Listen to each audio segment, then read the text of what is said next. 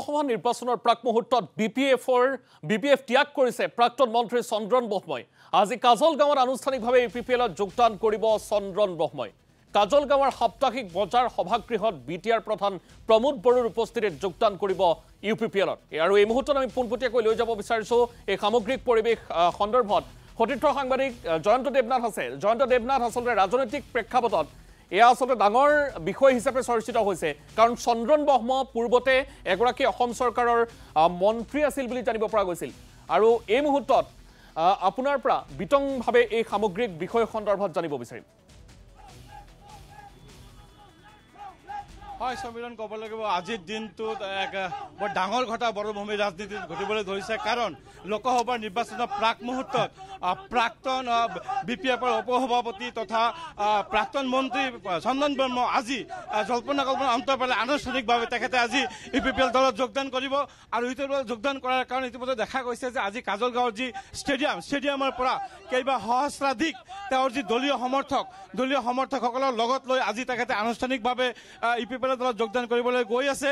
আৰু মই এই মুহূৰ্তত চন্দন ব্ৰহ্মৰ লগতে পোনপটীয়াকৈ এই বিষয়ে জানিব বিচাৰিছোঁ, দীঘলীয়া সময় আপুনি ৰাজনীতিৰ পৰা আঁতৰি আছিলে, আজি আপুনি আজি আনুষ্ঠানিকভাৱে ইউপিপিএলত যোগদান কৰিবলৈ গৈ আছে, কিমান সংখ্যক সমৰ্থক? দীঘলীয়া বিৰতিৰ পিছত বুলি আপোনালোকে যিটো কৈ আছে, এই কথাটো বাৰু যিটো দেখিছে, কিন্তু সময়ে যিটো কৈছে, আজিৰ পৰিস্থিতিয়ে যিটো দাবী কৰিছে, এই বাস্তৱতাটো স্বীকাৰ কৰিব লাগিব। এই বাস্তৱতা আমি স্বীকাৰ কৰিব লাগিব। আৰু ইয়াৰ কাৰণে আমি সকলোৱে যিটো সিদ্ধান্ত লৈছোঁ, এইটো সময়ৰ সঠিক সিদ্ধান্ত।